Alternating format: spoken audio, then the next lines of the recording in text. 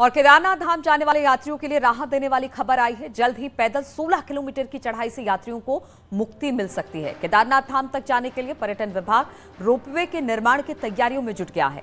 पर्यटन मंत्री सतपाल महाराज का कहना है कि केदारनाथ धाम में यात्रियों की सुविधा के लिए रोपवे निर्माण का कार्य कराया जाएगा। इसके लिए टेंडर की कार्यवाही भी शुरू कर दी गई है। इसके साथ ही पुराने पैदल मार्ग को भी बनाने की कार्रवाई की जाएगी। मैं समझता हूँ टेंडर होंगे और उसके बाद इसका काम शुरू हो जाएगा। और ये बहुत ज़रूरी भी है क्योंकि बहुत से ऐसे यात्री होते हैं जो बीमार होते हैं या डायबिटिक होते हैं या हाइपरटेंशन होता है, तो वो लोग नहीं जा सकते, तो रोपवे का होना बहुत ज़रूरी है। और हमारे लिए जो भी त्रासदी होती है उससे निकलने का, इवैक्यूएशन का भी एक साधन है रोपवे। तो हम चाहते हैं कि रोपवे का निर्माण हो, उसकी पूरी तरीके से हम लोग उसमें कार्यरत हैं।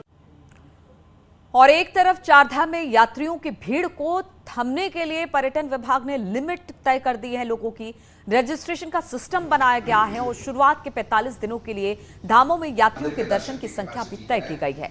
बद्रीनाथ धाम की बात करें तो यहां से ये संख्या 16,000 है, लेकिन शनिवार को चमोली दौरे पर समीक्षा करते हुए पर्यटन मंत्री अलग बात करते दिखे। बैठक में पर्यटन मंत्री ने कहा कि बद्रीनाथ में जब 25,000 लोग रहने की व्यवस्था है तो वहां पर 18,000 श्रद्धालुओं को ही क्यों भेजा जा रहा है।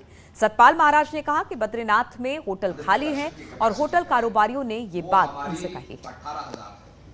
यहाँ पर क्या है, प्रॉब्लम ये आ गई है कि जैसे हमारे बद्रीनाथ की मंदिर की जो कैपेसिटी है, मंदिर के दर्शन की कैपेसिटी है, वो हमारी 18,000 है, पर बद्रीनाथ की जो कैरिंग कैपेसिटी है वो करीब 25,000 के करीब है। तो अभी मेरे पास वहां के होटलियर्स आए, वो कह रहे हैं कि साहब हमारा तो होटल खाली पड़े हैं, क्योंकि लोग 6 बजे दर्शन करके भी निकल रहे हैं।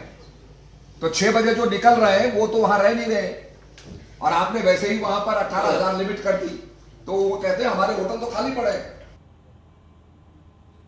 और टेरी में चारधाम यात्रा के मुख्य पड़ाव चंबा में प्रशासन और पुलिस विभाग की लापरवाही यात्रियों पर अब भारी पड़ रही है और कभी भी कोई भी बड़ी दुर्घटना हो सकती है। ऑल वेदर प्रोजेक्ट के तहत चंबा में ट्रैफिक का लोड कम करने के लिए म्यूज में गुलडी गांव तक 440 मीटर टनल का निर्माण किया गया, लेकिन टनल को जाने वाला बाईपास रोड तिराहा एक्सीडेंटल जोन बनकर रह गया है और आए दिन एक्सीडेंट यहां होते रहते हैं। वहीं टनल में लाइट नहीं होने के चलते भी गाड़ियां आपस में भिड़ जाती है, साथ ही पैदल जाने वालों के लिए भी खतरा है। हालांकि एसएसपी का कहना है कि बाईपास और टनल के बीच अतिरिक्त पुलिस फोर्स की तैनाती की गई है। चंबा में इस बार अतिरिक्त पुलिस बल की नियुक्ति की गई है, जिसमें एक टीएसआई है और 112 जो व्हीकल है हाईवे ट्रैफिक पेट्रोल जो है उसको वहाँ स्थापित किया गया है। इसके अतिरिक्त इस वर्ष जो टनल है उसके माध्यम से जो उत्तरकाशी जाने वाला ट्रैफिक है वो चंबा चौक पे नहीं आएगा, तो चंबा चौक पे थोड़ा सा इजी रहेगा। और अल्मोड़ा नगर पालिका में बाहरी राज्य या फिर नेपाल से आने वाले मजदूरों को पंजीकृत करना होगा, नहीं तो आप नगर में काम नहीं कर सकते हैं। इसके लिए पालिका ने आदेश जारी किया है। इसके साथ ही नगर में आने वाले लोगों की सूची पुलिस के पास होगी, जिससे अपराधों पर नियंत्रण हो सकता है।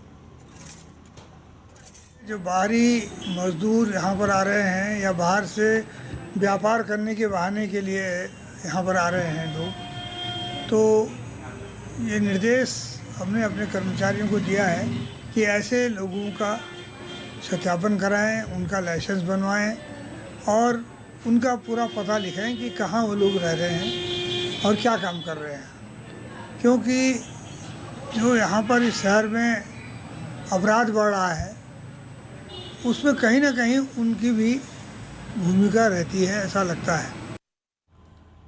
और रुकेंगे यहाँ पर छोटे से ब्रेक के लिए। ब्रेक के बाद भी खबरों का सिलसिला लगातार जारी है।